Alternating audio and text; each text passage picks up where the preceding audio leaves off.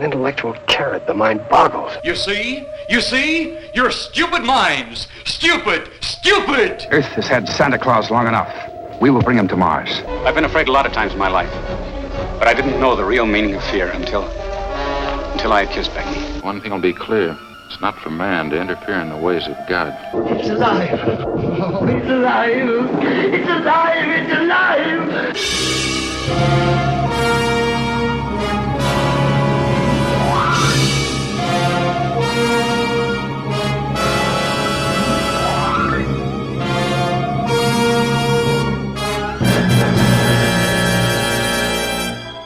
Good evening, everybody, and welcome to Earth vs. Soup, episode 118. I'm Aaron Pollier. And I'm Darlene. And we are doing another Hammer horror film today because we, as in me, according to Darlene, have decided that Hammer horror is amazing and there is very little difference between horror and science fiction in the 1950s and 60s.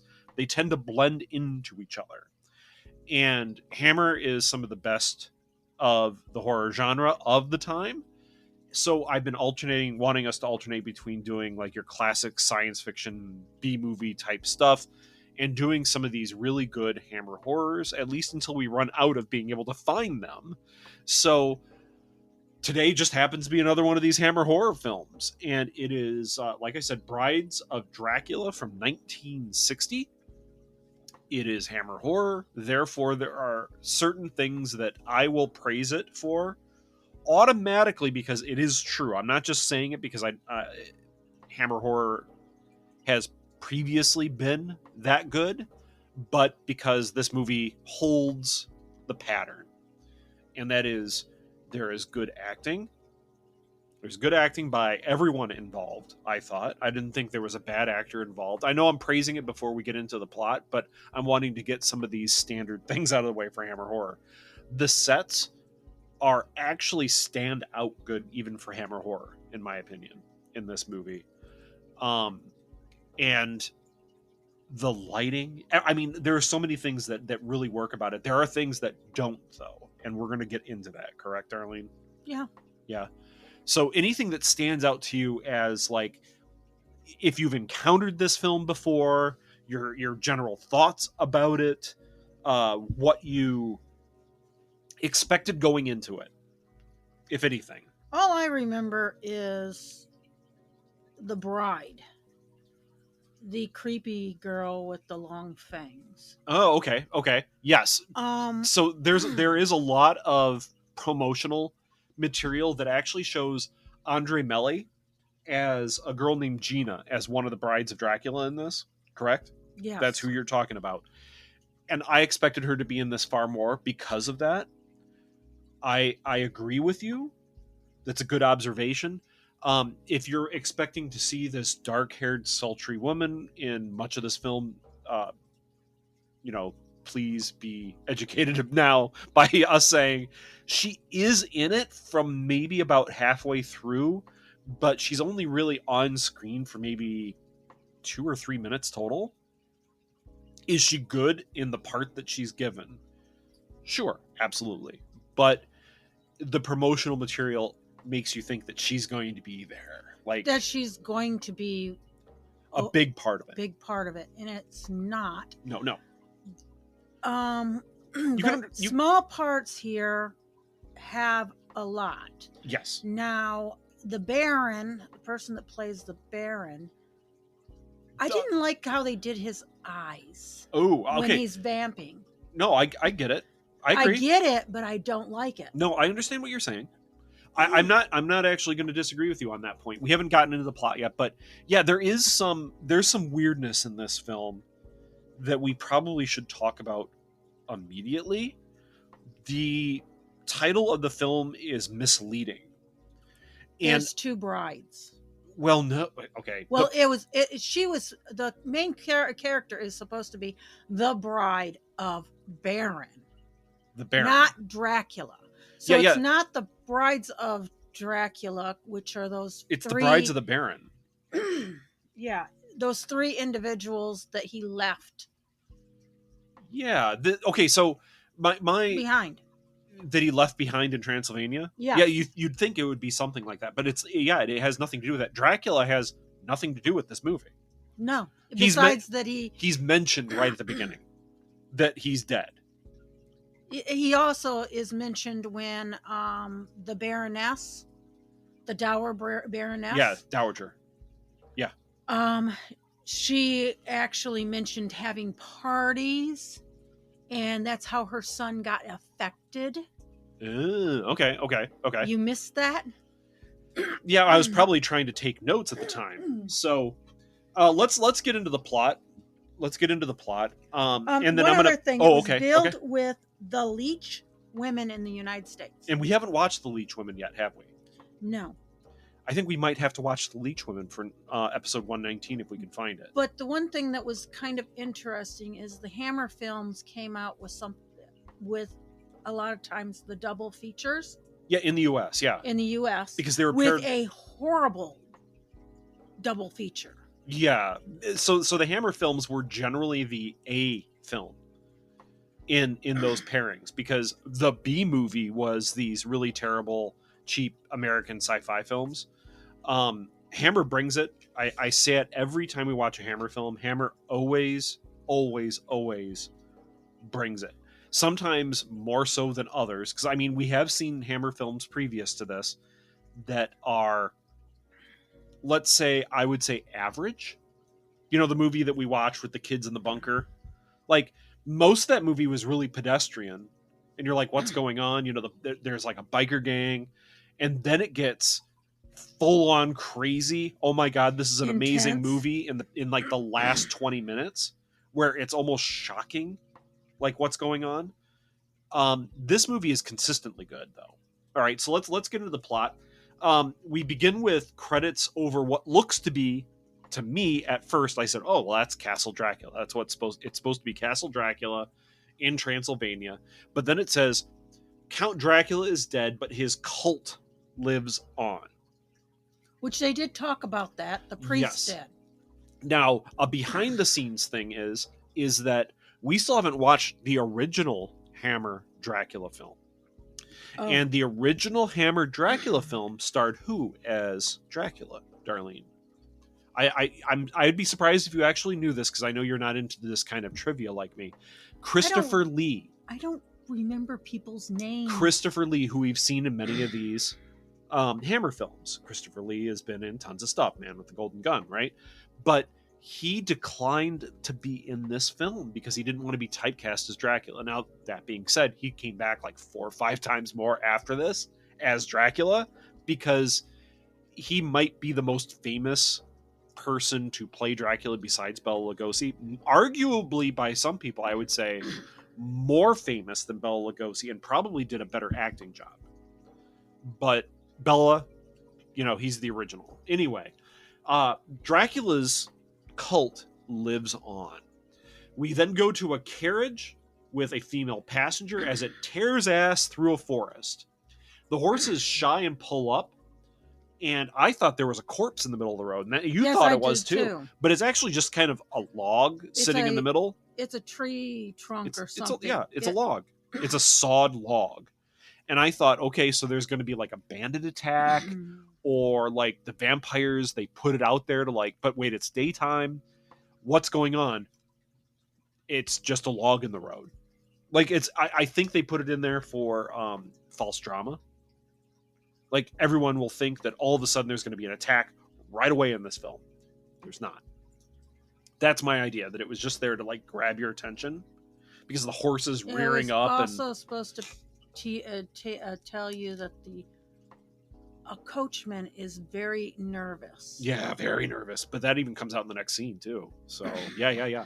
So the carriage makes it into the village, and inside the tavern in the village, the woman who it's an inn, it's a tavern, whatever. The woman is her character's name is Marianne Danielle, played by Yvonne Monlor, who is a wonderful French actress. I didn't get her first name when I first heard it, and I wrote down her last name. So in my notes, I apologize, I wrote down Danielle. for her name all the way through And this. I have Marianne. So if we're referring to a different name here, it's the same person. Her name is Marianne Danielle. Marianne Danielle goes into this tavern, and there's a woman. Oh well, she says she's going to a nearby women's. Well, I shouldn't say women's, ladies' academy, finishing school type thing. Okay, that she is actually going to be a teacher. And shockingly, for the time and place, she is traveling alone. Like, she doesn't really have a chauffeur. But a school mom would not. Well, no, I'm not making that comment about shockingly. Everyone else is shocked that she's Yes. traveling alone. Okay. Regardless of who she is, it's that she's a woman in a carriage that actually. No, she's a lady. That's Yeah. what it's showing is, and that's why they're shocked, is because Yes. she's not just. So She's like a lady that's fallen on hard times. maybe. I think she was just a very well off commoner type person that had really good upbringing in general. And anyway, the what immediately comes across by everybody in this tavern is this is not a place for a lady like her to be. It isn't a place for anyone to be of like the female persuasion after dark by themselves. Okay. And the tavern owner warns her to continue on, but her coach tears ass out of town. Because like you said, the coach driver is clearly spooked just coming here. All right. The owner says he has no rooms to rent and that she needs to leave. And this is already after dark. And she's like, how am I going to leave? There is no coach.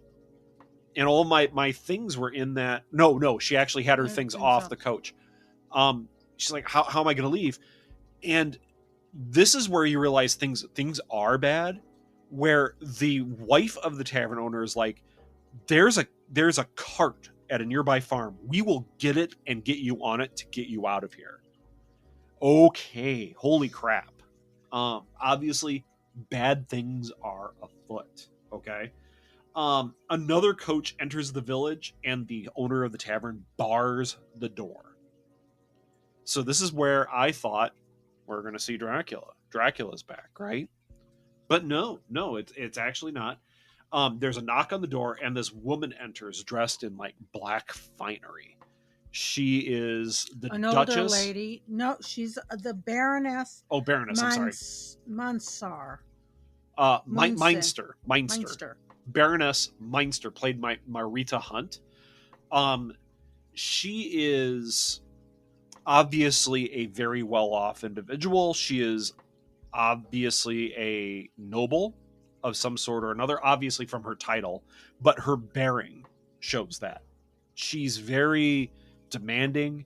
She's not insulting to the tavern owner. She's like, deliver me this wine, and it comes out in like this crystal decanter. And she doesn't even drink it. She asks for the traveler to join her. Oh, if they don't have a room, you can join me at my estate. Well, it's a castle. It's a castle. And the wife again comes out. The wife of the tavern owner is like, oh, he was mistaken. We have a room. Like, this is the person they are terrified of, right? Like, right there, it tells you this is the person. And you found out why later. Well, sure. But because it's not really her. It's a lot of things. It's her. It's her, but it's also other things. Mm-hmm. Okay? So there's no real way for Danielle, Marianne, whatever, to turn down the invitation of a baroness to come back to her castle to stay the night and have a fine dinner. Have a fine dinner and be taken to the rest of the way to the school the next day. Yes, I mean, this is a very fine offer made in good faith, it seems, right? And I would even argue that it actually was made in good faith.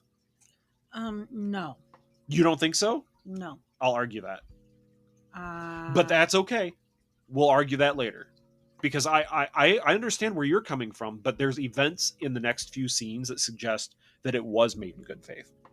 Anyway, I do see where you're going to be coming from, though. All right. the Baroness says that she'd like the woman to join her at the castle. The woman's name, this is where I wrote down that her name is Danielle, because I didn't hear Marianne. Back at the castle, dinner is being prepared. Danielle sees that there's already an extra place set at the dining room table.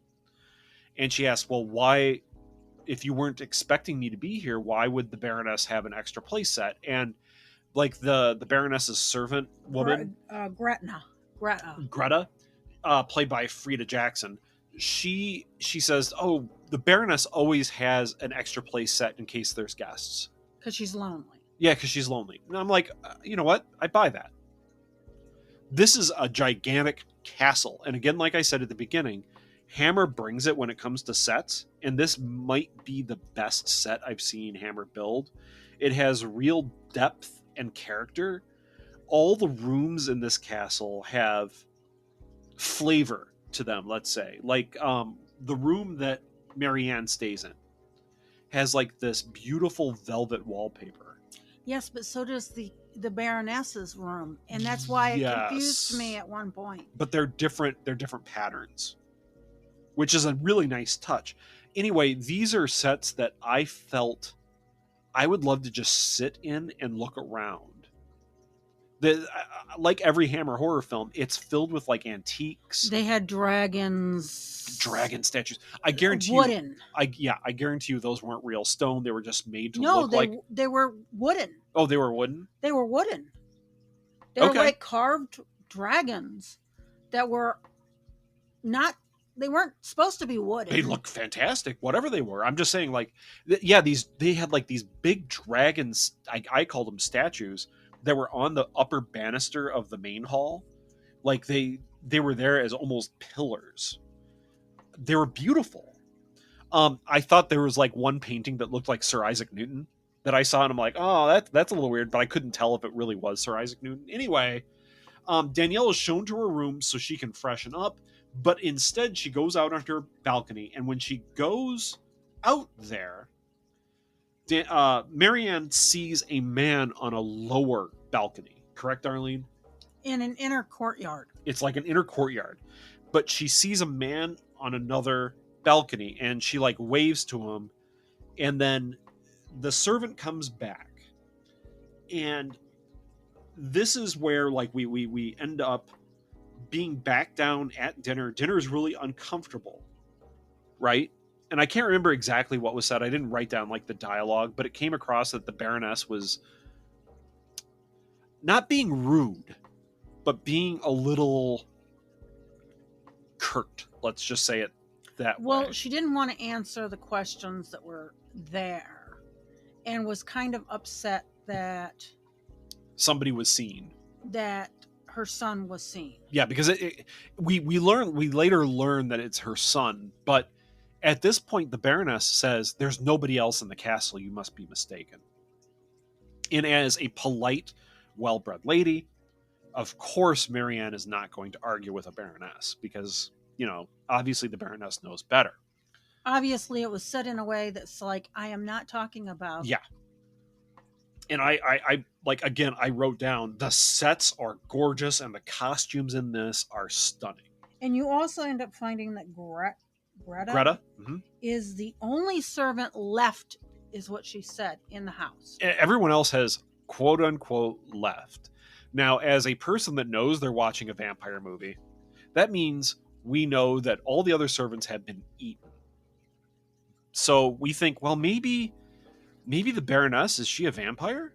That's what it comes off. Yeah. You're thinking, but with all she's this stuff. actually eating and drinking wine. Like, if you go by all the other stuff that we know about vampire lore that come out, and there's the mirror too that she walks in front of. You know, she has a reflection. So I mean, she's not a vampire. But before all those tiny little clues get put together, you're like, is the Baroness a vampire? Yeah, it's possible. That would be cool to have like the lady vampire being like the primary antagonist. She's not. We'll get to that. And was it later on that she gets told that the son is ill and he ruined her life? And yeah. that she's kind of angry with him. Yeah.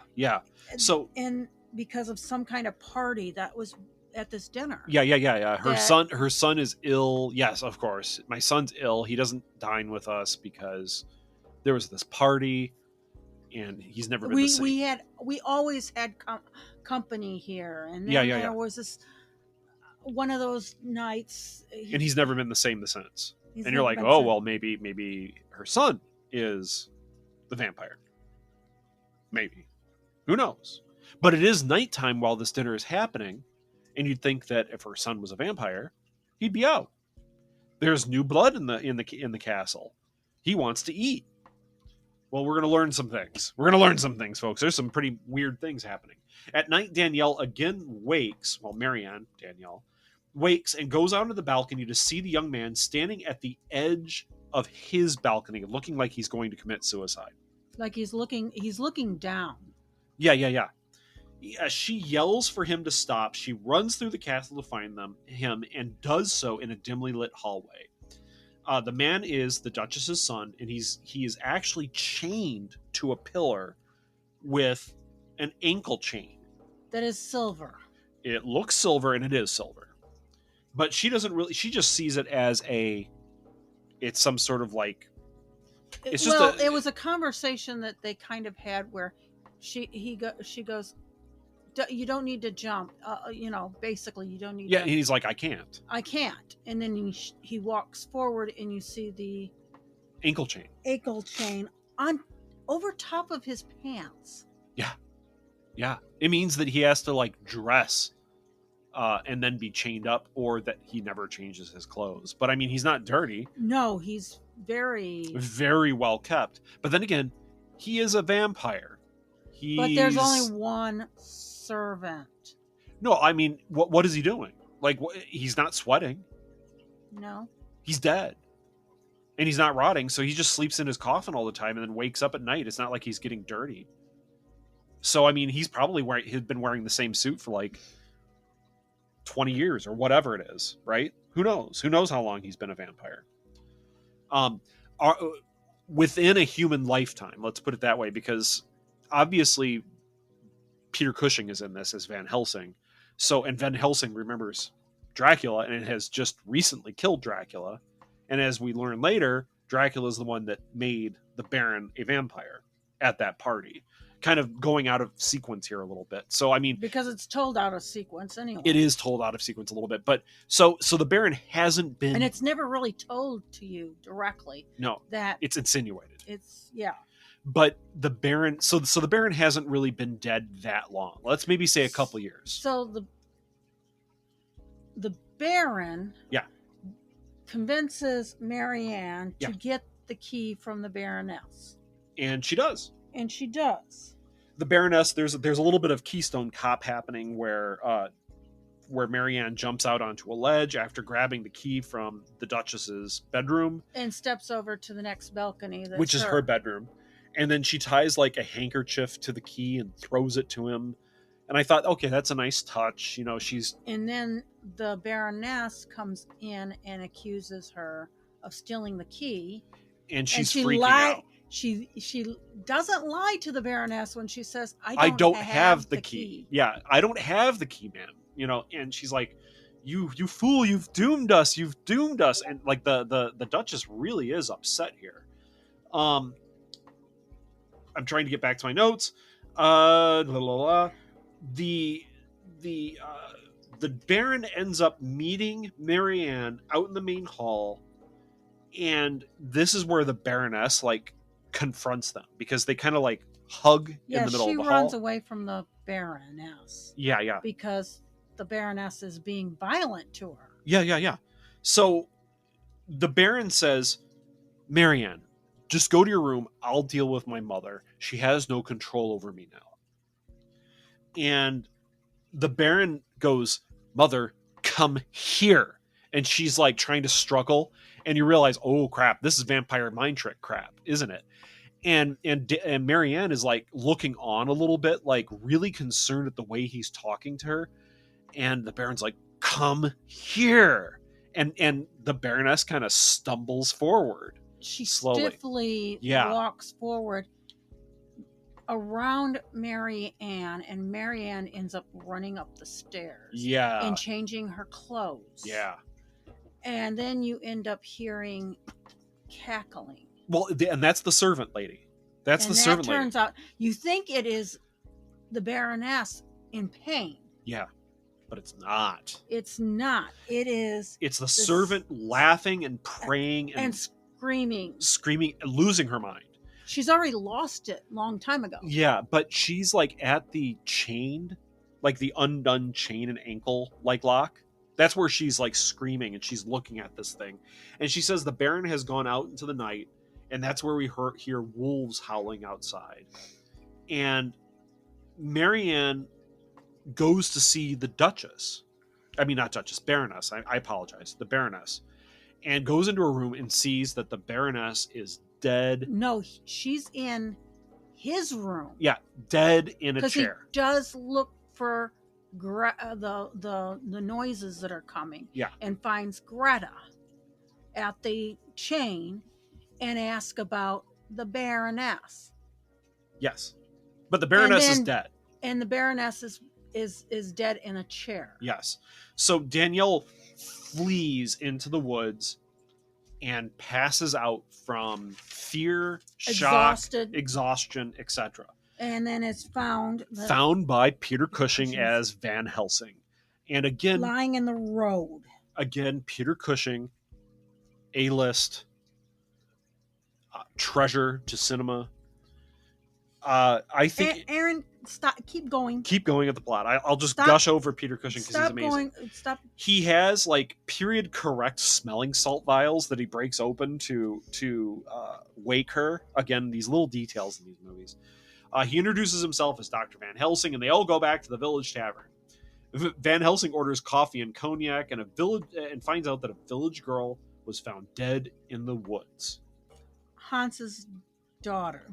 It's not the tavern owner. It's a tavern owner's friend. Totally, yes. And his daughter was found dead in the woods. And this is where we know that Van Helsing at this time was requested to come by a father. Yeah, the local priest. And they say his name, and I wrote it from the notes. I have no idea. It's like Sipkin. All right. I have no idea. No idea. I don't think it doesn't really much matter. It said once or twice. Okay. Because it said, as Van Helsing says, I have a room here already. Okay. Yeah, because ordered by. Oh, and the tavern owner goes, "Oh, you're Mr. Van Helsing. And he's Dr. Van Helsing." And okay, yeah, you have a room here. And the doctor's going to get Aaron really. Well, we learn what Van Helsing's credentials are. Oh God. He has a doctorate of philosophy and a doctorate of metaphysics, and I'm like, that's because he drops Marianne off at the thing, and he has a calling card. Yeah, that's later. That's after a couple scenes, but yeah, Van Helsing actually has a calling card, and yeah, he's like doctorate of philosophy and doctorate of metaphysics, and I'm like, why not? You hack. Why not theology? You know, I'm like, Venkman has more credentials than you, Van Helsing. What the hell? Like, okay, fine, you killed Dracula. I'll give you that. But anyway, we have this strange. Well, Van Helsing asks to see the body of the girl. Yes, but there's a whole group of people in there. Yeah. There's garlic around her neck. Wild garlic too. It isn't like eating garlic. It's like wild garlic blossoms and things. It's actually kind of nice. And yeah. Van Helsing looks for bite marks on her neck and finds them. And he's like, well, shit, she's going to come back to life. I got to stake her butt. Van Helsing takes Marianne to the Girls' Academy. That's where we learn about Van Helsing's credentials. And we meet the next bride. Yeah, so back at the tavern, the father of the murder girl weeps to the priest as the priest says that the girl can't stay buried in sacred ground because the priest says that she is not like the living or the dead. So the priest knows that she's a vampire. But he sent for Van Helsing, well, so yeah. He knows. So, and this is a little weird because there's no reason why she can't rest in sacred ground especially after she's staked, because then like the demon is killed, and then her soul can rest. Like they even say that later on, like after a vampire is killed, the body can rest in sacred ground. That's okay. So we end up having later on that night, Van Helsing gives a briefer on vampire lore to everybody. Like, oh yes, they don't like garlic, they don't like mirrors, and they can't be seen in mirrors. But that's why they don't like them, because it shows them. Yeah, it shows people who they are. And the father, the priest goes, even in water. Yeah, it's not even any reflection. They have no reflection at all, even in water. And that symbols of Christianity repel them. Okay, and I said to Darlene again, I'm going to go back to one of my favorite Doctor Who episodes, where... But it doesn't take place in this one, because... I know, I'm just going to talk about it really quick, Darlene. One of my favorite Doctor Who episodes is Curse of Fenric with the Seventh Doctor and Ace, and it takes place during World War II. And there are hemivores, they're vampires. They have a lot of the same weaknesses as vampires, except that they don't have a problem being out in sunlight. But they are repelled by items of faith. So one of the side characters in that episode is a priest who is a faithless priest. He questions his own faith because of war. He doesn't believe that if there is a good God, that a good God would let war happen. So as these things are like menacing him, he pulls out his cross because they're vampires, and they just kind of grin at him and rip him apart later. But the one side character who does have true faith in this is a Soviet soldier who takes his hammer and sickle pin off his hat, off his pilotka, and holds it out in front of him like a talisman, and it repels them like hard. And it's actually a really powerful scene that he's like, I have faith in this. And it's very, very cool. Anyway, I thought that was a neat addition to the vampire lore. I wish that was in all vampire lore, that it doesn't matter what the symbol is, as long as you have faith in it. It's the faith in that repels vampires. Anyway, back to the movie. I'm sorry for going off on a tangent, but I really like talking about that episode. The servant is out at that night, laying on top of the girl's grave, begging her to dig herself up. You forgot about one thing. What did I forget about? You forgot that the father gave Van Helsing a flask of holy water. Van Helsing has holy water. No, the priest gave him right off of his belt. Okay, that's different. Van Helsing also has holy water in his kit. But it is that holy water that he uses later on. Yeah. I know that. You're skipping over that. Well, it doesn't. A beautiful. He's like, keep this on you, because it's holy water, at least from the local priest, so that might make it more powerful to vampires that are from here. Like it's local faith. Obviously, vampires have, in this movie and in other movies, vampires have a connection to where they come from, because you have to sleep with your native soil. The faith, the faith doesn't matter In this, yeah, I don't think it matters. Van Helsing specifically mentions it's symbols of Christianity. Right. I don't think faith matters. No, you're right about that. Faith doesn't matter. It's just the symbol that matters in this, which I think is a disservice to the vampire lore. Because you can just draw a cross up on the wall and leave it be, and if a vampire sees that like roughly drawn cross, they're repelled by it. In this movie, there's something similar to that. We'll get to it, but I think that's a disservice to the vampire lore. Like you should have these vampires be repelled by something behind that symbol, the faith behind that. But anyway, the servant is laying on top of her grave, begging her to dig herself up. Like, come on, baby, be strong, be strong. And I thought it was actually a very weirdly good scene. Like her just sweet talking to this dead girl. Like she was an infant. You gotta be. Come on, you have to be strong. You gotta be strong. You gotta come up. Yeah, come up. See us. We're here for you. And it was strange. But we can't get you. Yeah, you have to do this on your own. So it's some kind of ritual of it coming. Wasn't that a weird but good scene? Yeah, but it didn't make sense for the second one. No, but Well, the second one has its own issues, but so the girl does end up digging herself up, and Van Helsing gives chase, but she turns into a bat and flies away. I don't think the bat was her. I think it was. She gets away. She gets away. Greta gets in the way of the father and Van Helsing. Because she's freaking out. There's a dead girl that just came out of the ground, right? And makes it to where the father has to hold down Greta. Yeah. And Van Helsing was supposed to follow the girl. To me, it's the girl turned And into a then- bat. That's to me. You know, she might not have. That I could was have been. thinking it was the Baron. It could have been the Baron. That's fair. It could have 'Cause been the it Baron. was attacked and Either one works exactly the same.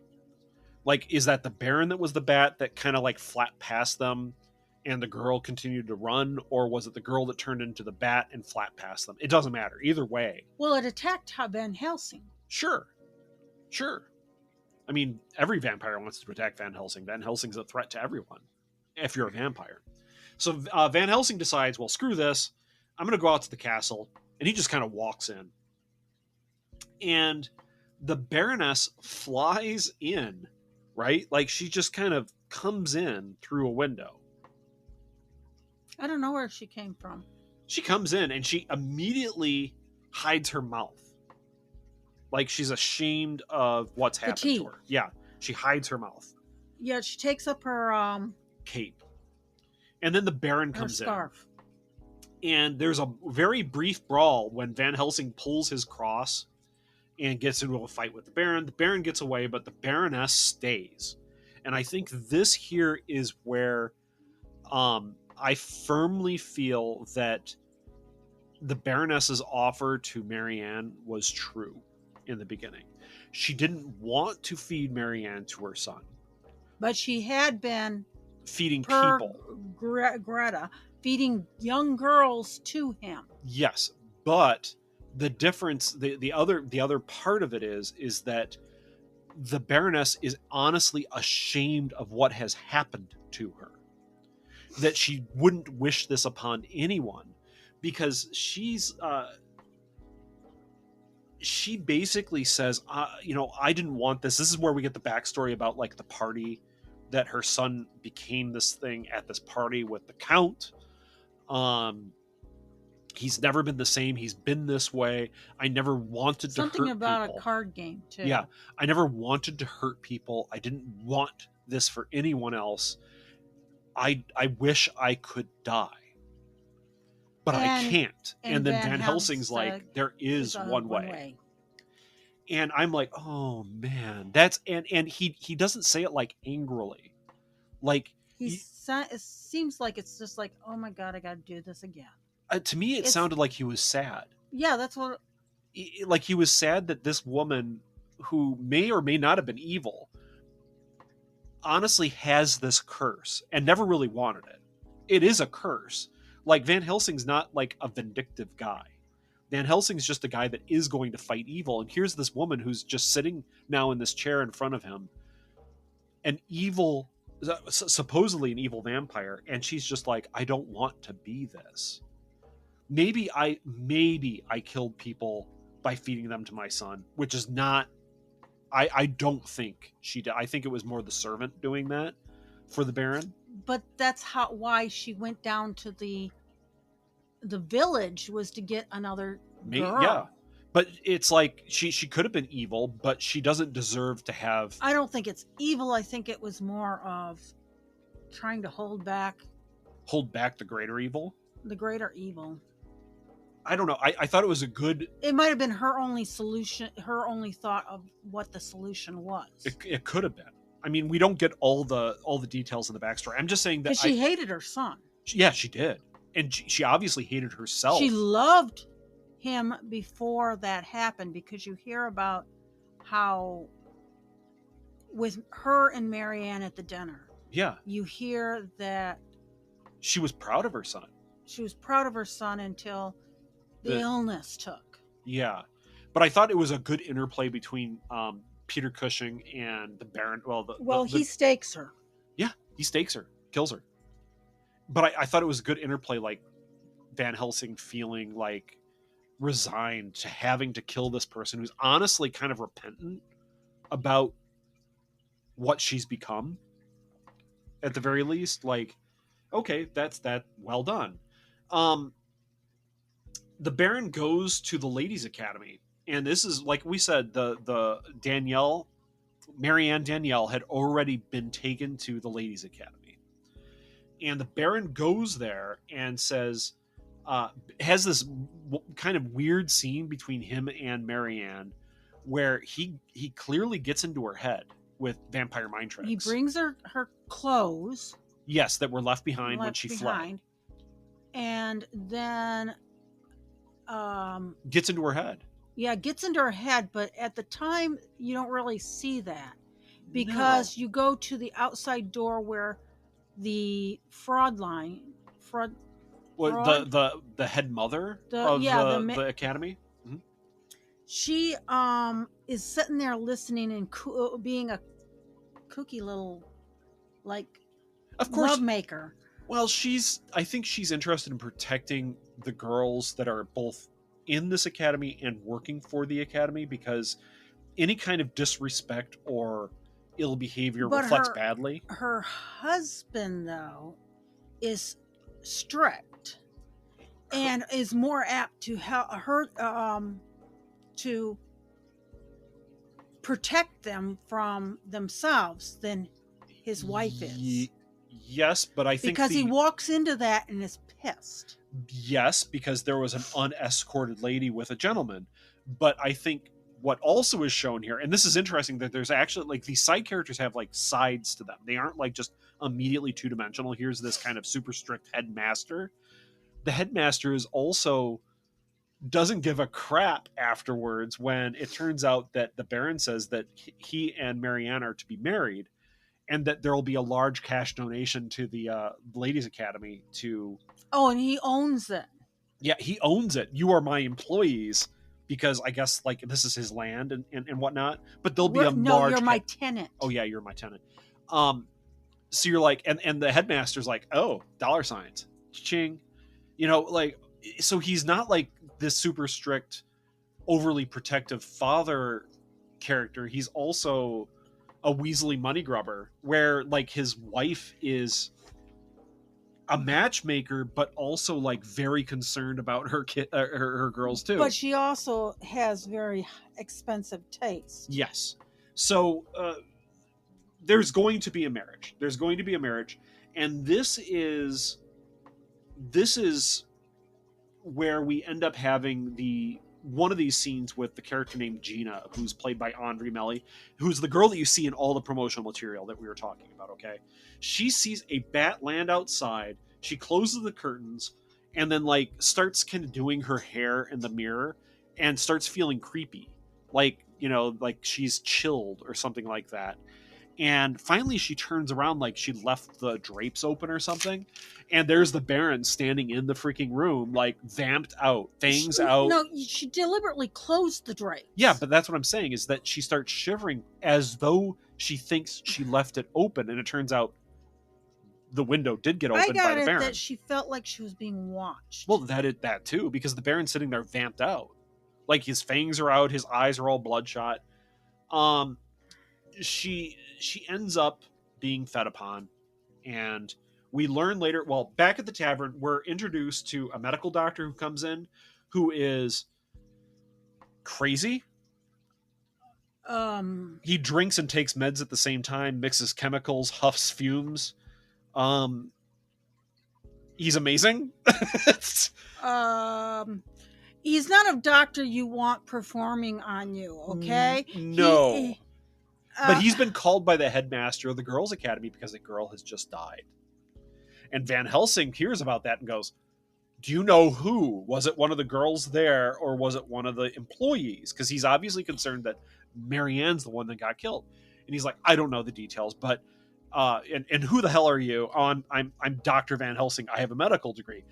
Bitch, that medical degree wasn't on your calling card earlier. No. And the doctor's like, oh, say well. When he found Marianne that he was a doctor. Yes, and that's why he has smelling salts. And he's not like Venkman, who carries around horse tranquilizers with him on dates.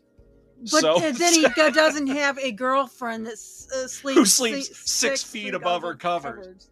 Yeah. Okay.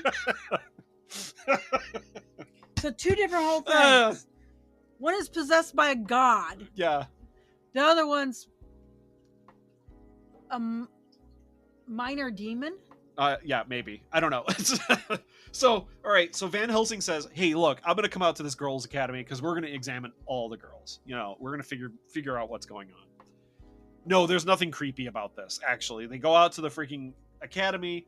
They see Gina's neck. It is bit.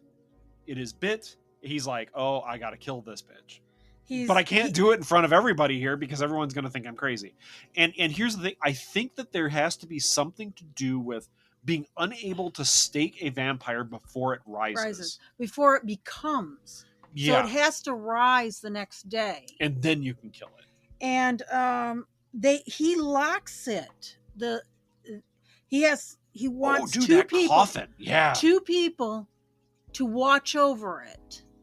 Dude, this coffin's amazing. And Van Helsing also learns out that Marianne's going to be marrying the Baron. And he's like, so crap. Yeah. So Van Helsing gets like a proper coffin out there. And the stableman says like, I can't believe this coffin. We all get like pine or like maple, and this is cedar. Yeah, this is like cedar with brass fittings and like giant padlocks on it. And the horses keep acting up. Yeah. And the stable thinks it's because there's a dead body in the. Yeah, but it's not. It's that there's a vampire like awake inside now because she's technically risen, and with vampire magics, she makes the padlocks just fall off. Well, Marianne relieves the wife. Yes. So she knows that the Baron's going to come in or something. I don't know if Marianne really truly understands what the problems are yet. I think she's being manipulated by the Baron in some mind thing. I think she's far too calm for all of this. Because there's no reason why Van Helsing at this point wouldn't have gone like, I kill vampires for a living. Look at your friend who is just murdered and see the bite marks on her neck. This is crazy, right? I don't think he would have done that. Not that character, no. No, Van Helsing probably. And not to her. He cares about people far too much to like shock them into. Yeah, that's fair. So Darlene. That's fair. In the stable. The locks end up falling off, and then Gina rises out of the coffin. And what was really weird is the stable master picks one up and he goes, "It's still locked." How did this thing come off? Yeah, it's vampire magic. And then the next one falls off. It just falls off. Yeah, they're actually like still locked tight, but they just fall off the coffin's latches. He walks out for some reason. Well, he's completely. He's like, I'm going to go find Dr. Van Helsing. This is just really weird. I've never seen anything like this before. Learned man of science and then should gets know this. the bat attacking him, and the Baron sucks him dry. So Gina rises up out of the coffin, stalks towards Marianne. Marianne faints, but Van Helsing runs in right at that moment and like catches her before she hits the ground. And moves Gina away from him. Yeah, and I think he had like a crucifix or something in him. Yes. That's where we get the brides and the Baron attack Van Helsing in the stables. The Baron chokes out Van Helsing with a chain at this point, and then No, that was at the mill. Okay. Because Van Helsing asked Marianne all about it, and she says she found out from Gina that the Baron has been staying at the old mill. Okay, and they it's go the to next the scene. old mill. It's the next scene, but this is where like Van Helsing gets choked out with a chain. Yes, and then is fed upon by the Baron. And I looked at you and went, he was holy bitten crap. not too long though. Well, here I thought, oh my god, I didn't think that. Well, first of all the other times we see a vampire feed off somebody, they're just going to become a vampire. Frickin' Van Helsing's going to be a vampire here. But we end up having a scene of Van Helsing has already kind of figured this part of the mythos out. And there's like a brazier of coals, and he heats like this brand and burns his neck with this red hot brand where the bite was, and throws holy and then water. douses himself with holy water, and the wounds go right away. Cancels out. It just disappears. That's a little weird. Me. That's a little weird, but it's vampires. I'm okay with some magic crap. That was too far. Maybe, but it was pretty intense, wasn't it? I mean, Peter Cushing acts like he's actually burning the hell out of his neck. Like he jerks back, he arches his back. I mean, it's good acting. But the Baron goes after and gets Marianne and brings her in front of Van Helsing to murder her, basically in front of him. But the two brides are like watching Van Helsing's wound heal. Yeah, and they're a little shocked, but I think they're too new to really understand what the hell's going on. Like, I don't think the Baron's educated them. Like, they're just still enthralled with the Baron more than anything. They're more animal than person still. And they're white where he's not. Well, it's because I think the Baron has fed, and they haven't. So they still look like corpses. They're still, at least that's what it came across to me. They look like drained corpses. Well, they were drained, right? But Van Helsing at this point is acting like he's all wounded still, but he's not. It's more like play acting, right? And the Baron doesn't really know. And Van Helsing jumps up and tosses all the rest of his holy water into the Baron's face using the sign of the cross. The Baron's face melts in some decent special effects. Van Helsing kicks over the bazaar. Yeah, the brazier of coals. Grabs Marianne. And all the stables just go up in flames. And he moves... Not the stables, the mill. The mill. He moves the mill's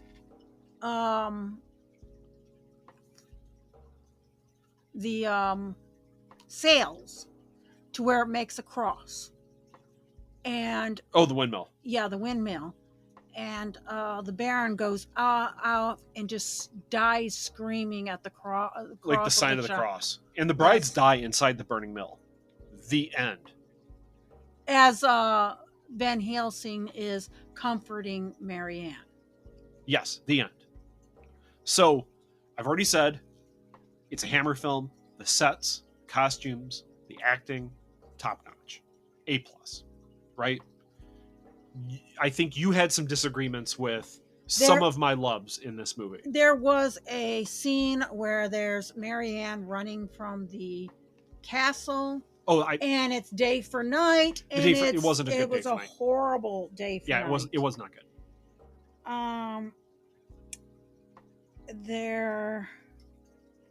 The carriage felt too big.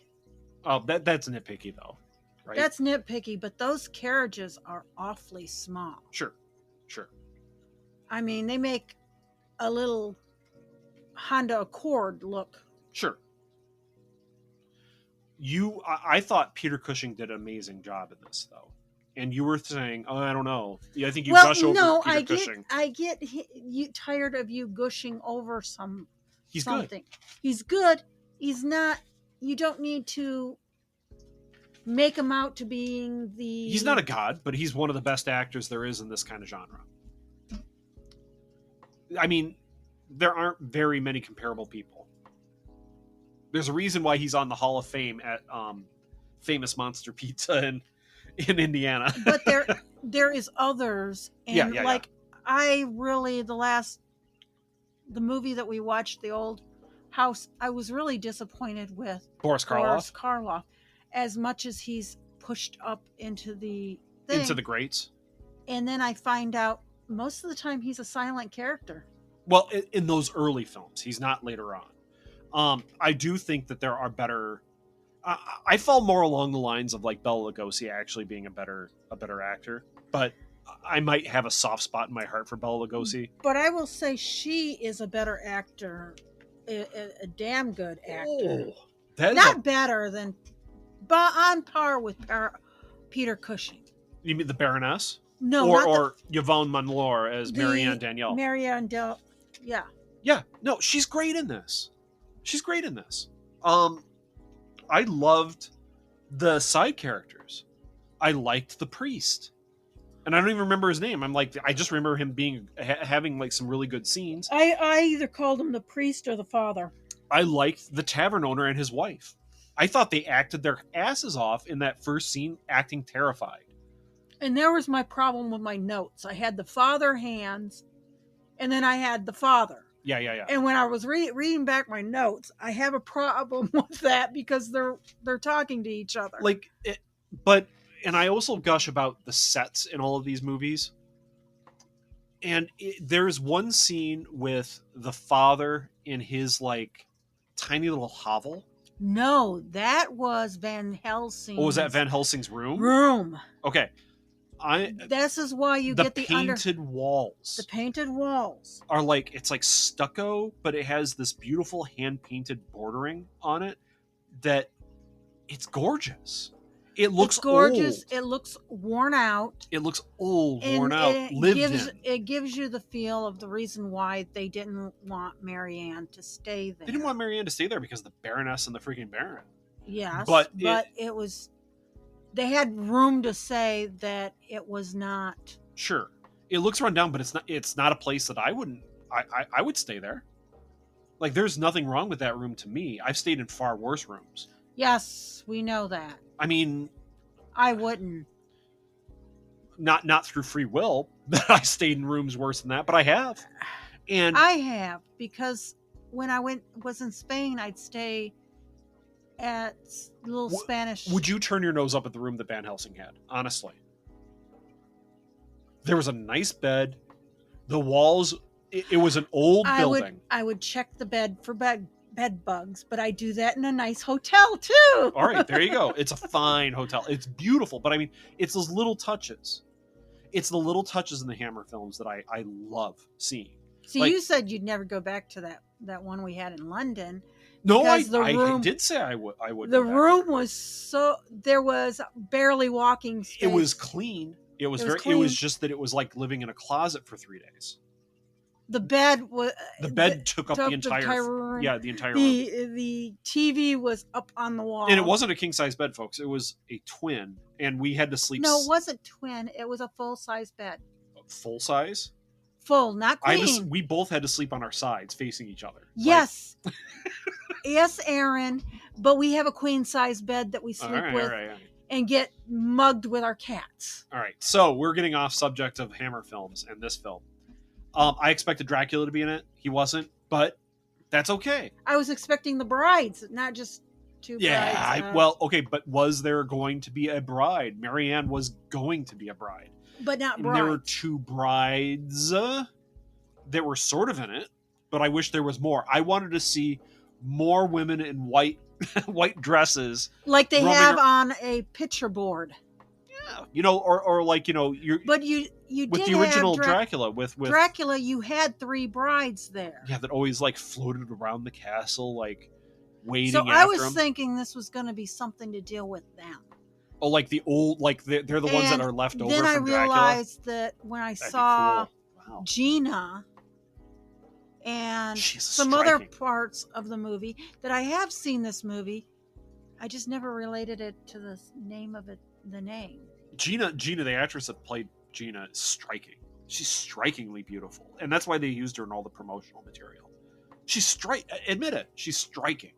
She's striking, but she's not beautiful. I think she is, but that's fine. That's fine. So, what does not work? Like in this movie, you thought there's a couple things that are wrong about the movie. That it doesn't have brides. It doesn't have Dracula in it. I mean, it has brides. It has a bad day for night. Bad day for night. That's about it, I think. I don't think I have anything else really written down as. I had the problem with the rooms.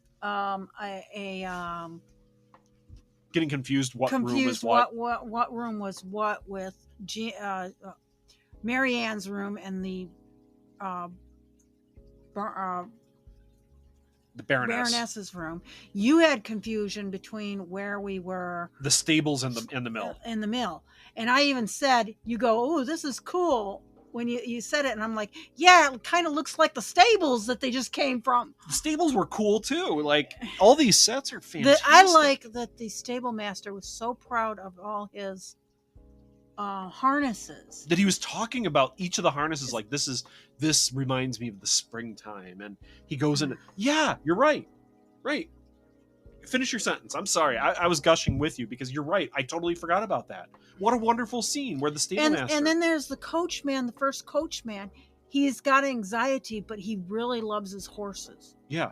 Those Frisian horses were gorgeous. Yeah. One of the things I think I'm seeing is another pattern in Hammer films is that the side characters tend to actually have character to them. They're not one-dimensional. They're at the very least two-dimensional, but sometimes they're actually even three-dimensional. And then there's the other stagecoach that the Baron and the Baroness has. Yeah. And that's a pretty... That's it's a yellow. nice... It's got to be yellow on the bottom. Yeah. It's hard to tell in the dark when it's out there. But regardless, do we recommend this film, Darlene? Yes, I do. Of course, it's a Hammer film. I mean, I'm not of course because it's a Hammer film. Yeah, that's true. Don't say that, because I'm sure there will be a Hammer film at some point that I'm going to go, ugh, no. This was good. This is one of the better Hammer films that we've seen, I think. And it always depends on what we saw right before. Yeah, if it's a real piece of crap, we'll be like... If we watched a real piece of crap and we got a nice one, we'll always go like, wow! Well, I mean, yeah, the last one was The Beast from the Beginning of Time from 1965. And that was the television producer made a film for $10,000 based on donations from his UHF station. Good. It was good. It was good. I wouldn't recommend it because it's nothing really special, but it's like a fine wine. And I don't want to use that analogy in a Dracula film because he doesn't drink wine.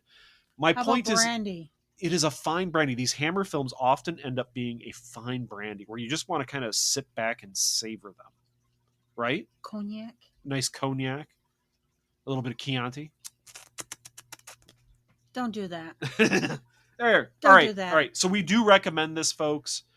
Like every Hammer film, a modern filmmaker can learn how to do set design, how to have charismatic character actors play off each other, how to properly write side characters to be entertaining and not just set pieces. And I think their sets are... They reuse the sets. I'm sure they do. I'm sure they do. Redo the class because they just have to redo like some of the little pieces in it because these sets are so luxurious that if they're not reusing them, these budgets are insane. Like, because most of the budgets of these films would end up going to these sets. That castle set in this film, especially like the main dining hall, my God. I mean, amazing. It's worth watching the film just to see that set. But then you have really good actors. You have Peter Cushing, you have Yvonne Monlor, you have David Peel as the Baron, who wasn't in a lot of films. He did a little bit of TV, but this is one of his last pieces that he worked on. I mean, you have the person who played the Baroness, Martita Hunt. Great actress in this, correct? Yes. I mean, even Andre Millie, who plays Gina, I think they made her look older than she was. Maybe the Baroness. Oh, the Baroness. Yes, I'm sure. I can actually look up when, because this is 1960, right? The makeup was like whitened. She was 60 years old. She was 60. Yeah, she was 60 years old. So she looked good for 60. Yeah. She was born January 30th, 1900 in Buenos Aires. Andre Melli was 28 in this, and she did not look 28. She looked like she was in her early 20s, but I think that was really good makeup and very nice. They pointed her eyebrows. Oh, yes. Like a drag queen. No. I think they just did her makeup very, very well. I don't know. I really liked her in this, even though she was a bit part. She was a contrast to Mary Ann because Mary Ann was lush and round. Yeah, she had a heart-shaped face. Gina was very pointed looking. Yes, and I think that probably was a good artistic choice in the makeup and hairstyling to kind of differentiate between this character is going to have evil befall them, or they're going to become a villain, and Marianne is the victim or the love interest, whatever, because she isn't really the love interest in this. It's not like Van Helsing and her fall in love. It's just that she is really the victim, but it's not. I don't want to say that she's the damsel in distress in this either. No. Like, she doesn't really come across as the damsel in distress. She is in distress, but it's not like she's incapable in this. She isn't. Well, we need to end this. Let's end it, folks. We do love this film. We recommend it. This was The Brides of Dracula from 1960, another Hammer film. So I'm Aaron. I'm Darlene. Good evening. And keep watching the skies. At no point in your rambling, incoherent response were you even close to anything that could be considered a rational thought. Thanks for listening to this episode of This Week in Geek. Hungry for more? Check out our website at thisweekingeek.net. You can subscribe to the podcast, browse our Twitter and Instagram, and leave your thoughts on today's topics. If you'd like to give us some feedback, send us an email at feedback@thisweekingeek.net. Tune in next time, and remember, lower your shields and surrender your listenership. We would be honored if you would join us. Thank you for your cooperation. Good night.